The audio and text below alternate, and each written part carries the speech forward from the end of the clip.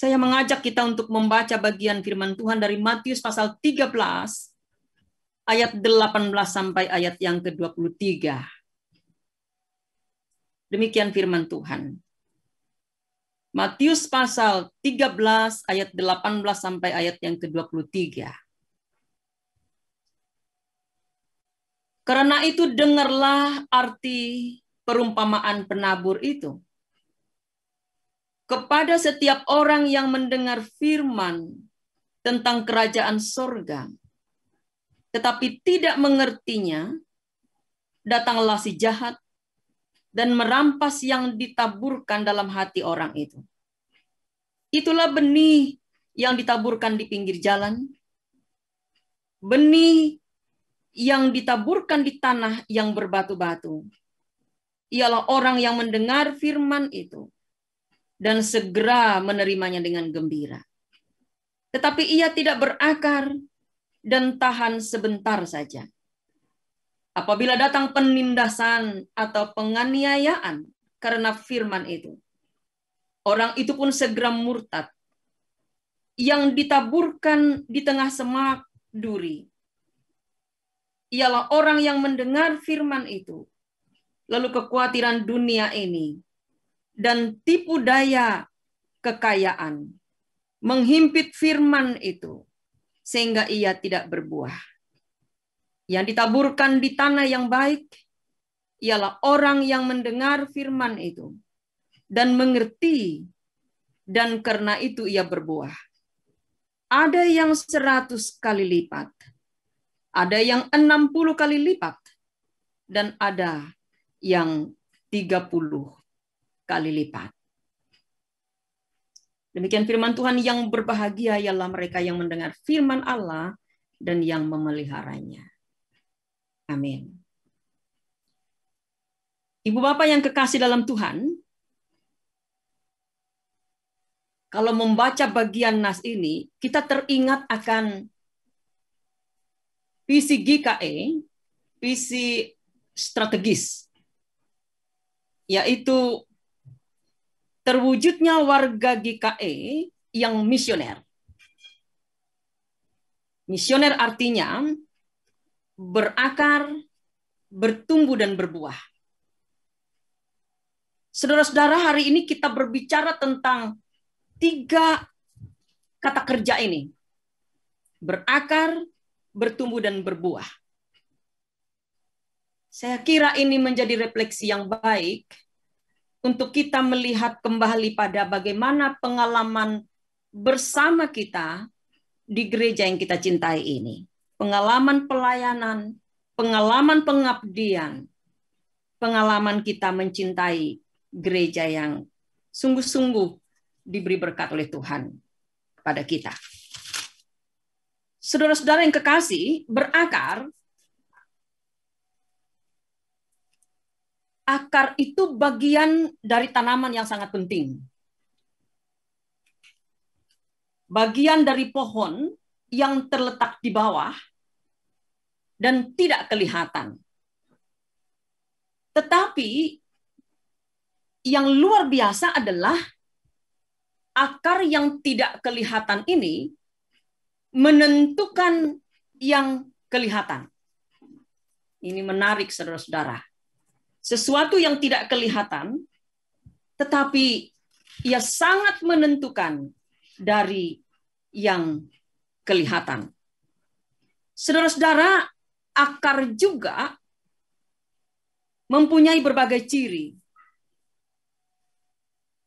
Ciri khususnya ialah ia mencari kebutuhan tanaman. Ia menguatkan pohon yang kuat, tentu akarnya pasti kuat. Dan tidak ada pohon yang berdiri tanpa akar. Saudara-saudara, ini sebenarnya gambaran bahwa pohon kehidupan iman gereja itu tidak akan bertumbuh dan tidak berbuah kecuali ia memiliki akar. Di mana akarnya, saudara? Akarnya adalah di dalam Kristus. Karena itu kalau gereja Kalimantan Evangelis sampai hari ini, ia boleh ada 182 tahun, itu karena akarnya kuat. Akar itu ibarat pondasi. Pondasi sebuah bangunan, yaitu iman. Pondasi sebuah bangunan gereja, yaitu iman kita. Saudara, kalau kita boleh berefleksi, dari 1839, gereja ini masih tetap luar biasa. Kita bisa melihat tidak sedikit persekutuan-persekutuan di mana-mana.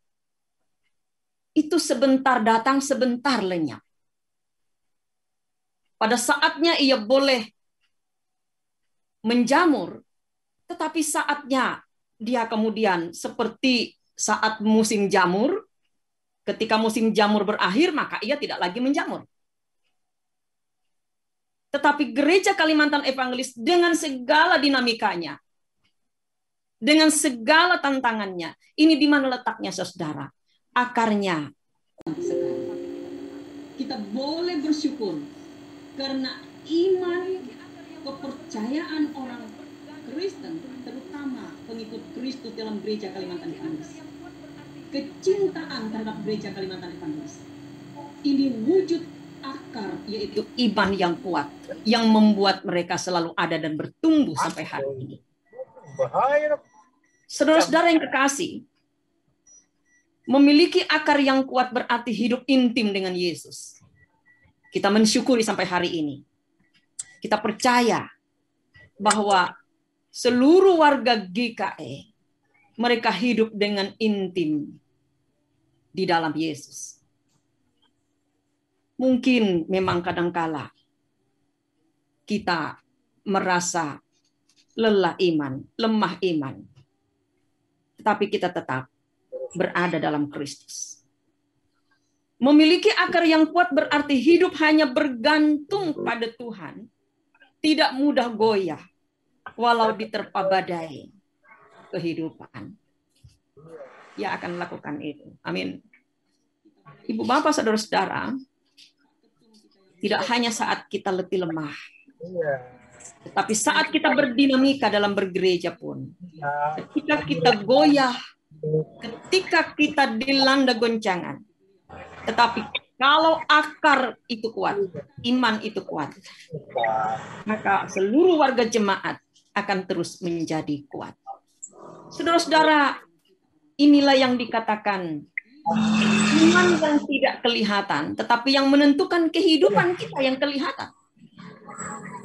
Kalau orang mengatakan ia beriman, tetapi tidak bisa memperlihatkan bukti dari iman itu, sesuatu yang terlihat, itu masih sesuatu yang harus disangsikan.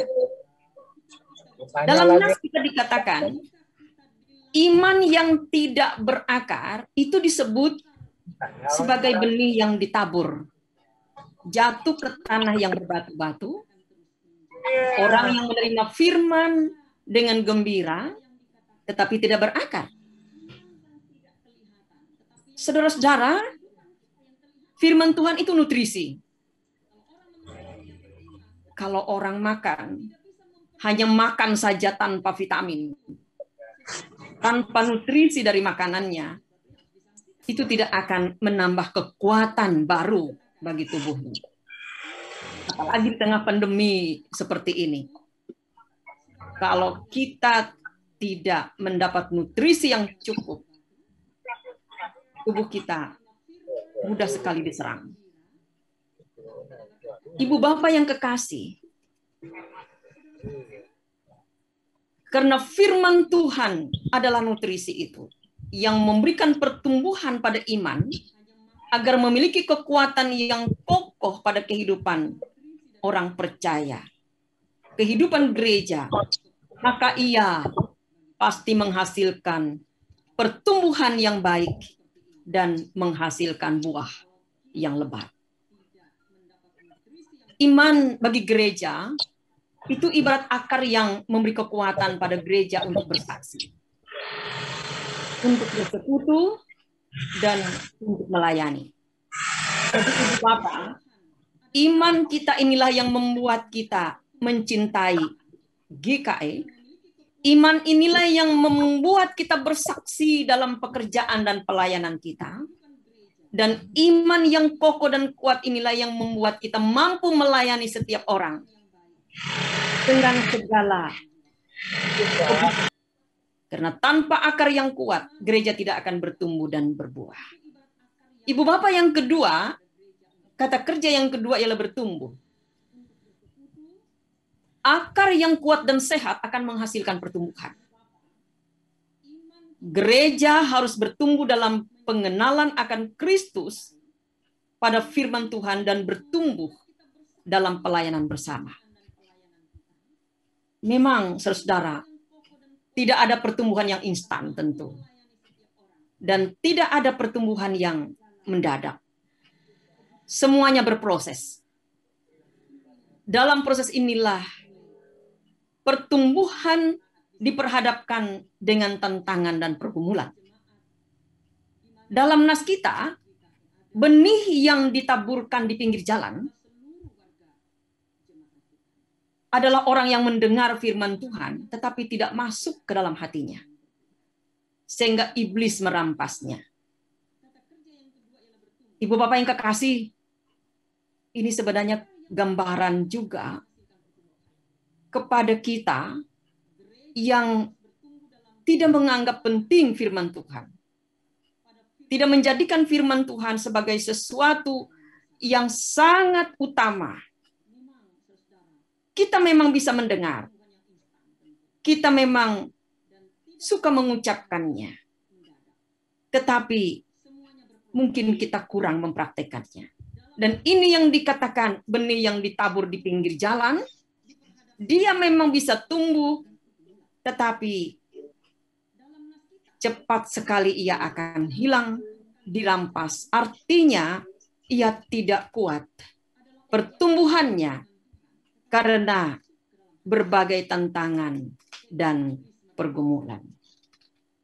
Ibu Bapak yang kekasih dalam Tuhan Yesus Kristus,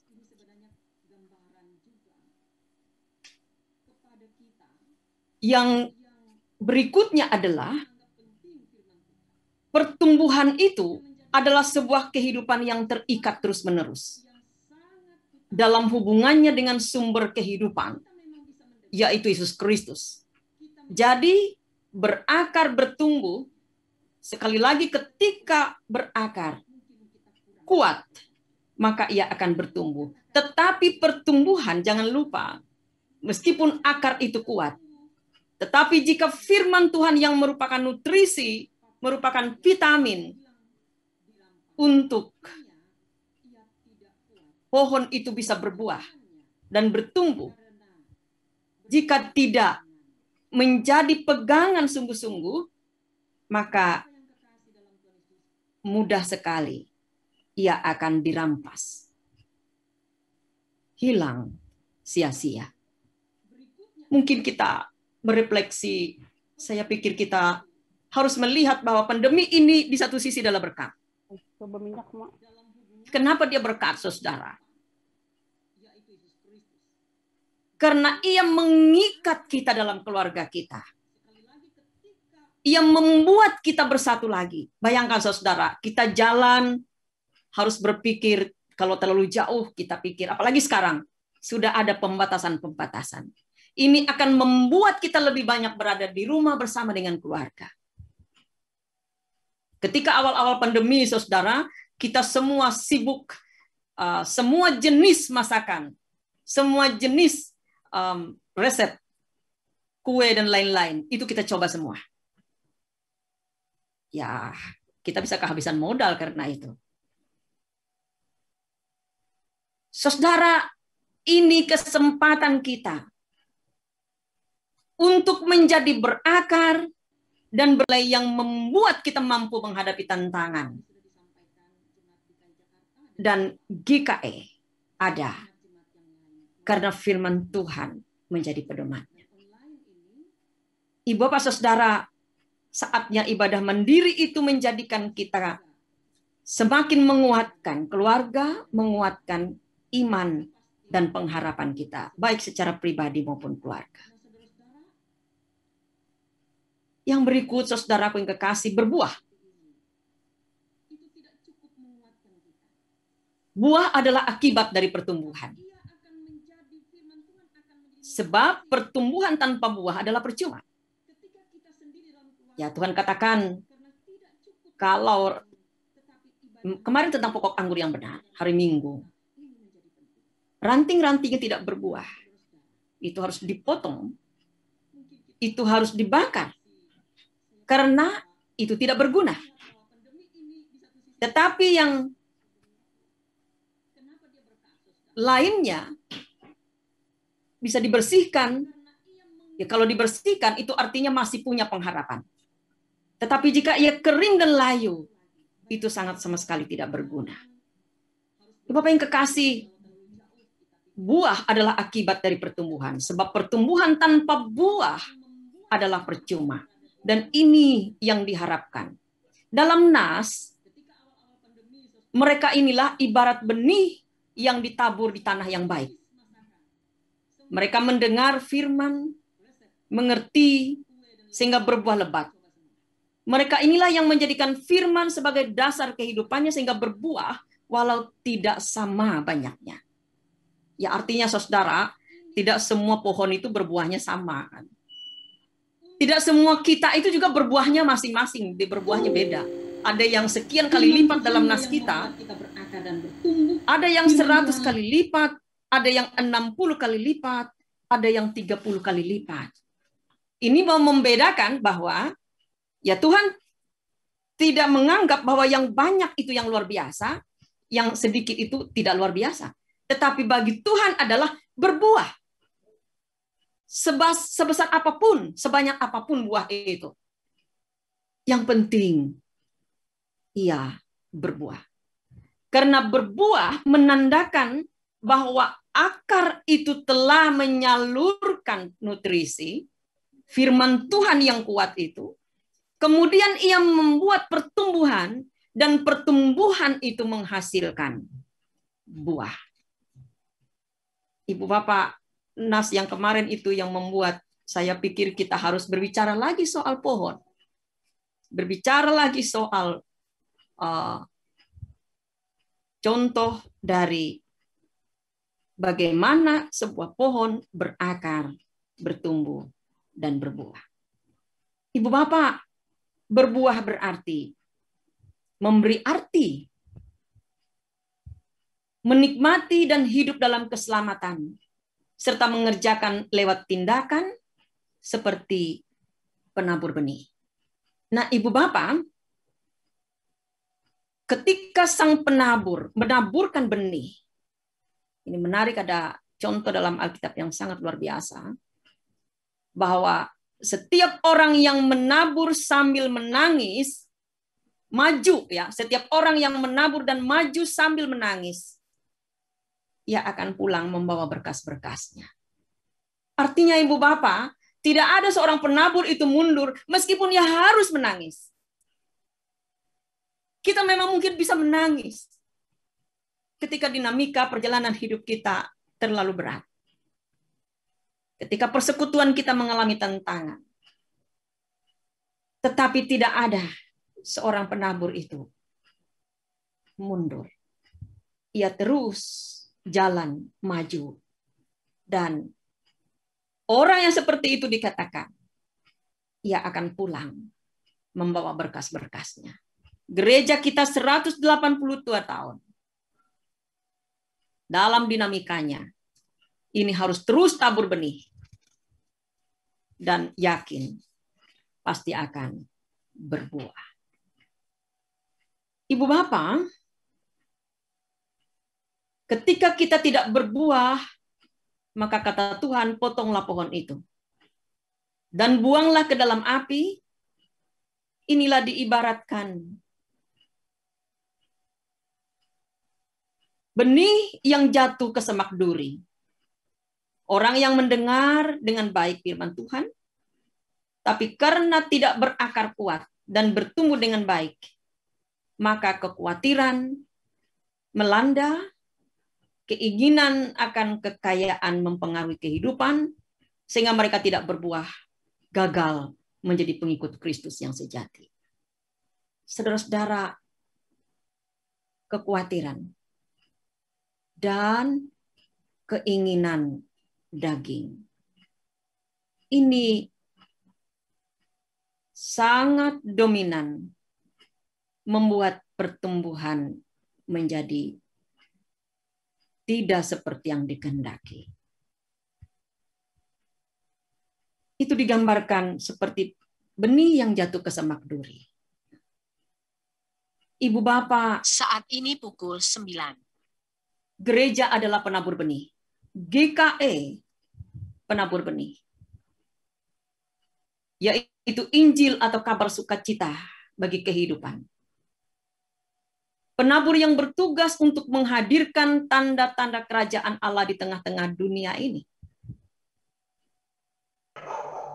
Lewat kasih yang menunjukkan, yang diwujudkan dalam tindakan-tindakan, dan dalam persatuan. Kita diajak untuk berakar, bertumbuh, dan berbuah. Dalam kebersamaan, agar peranan kita sebagai penabur benih nyata, sehingga keselamatan Tuhan menjadi milik dan dinikmati oleh semua orang. Dinikmati oleh semua orang beriman.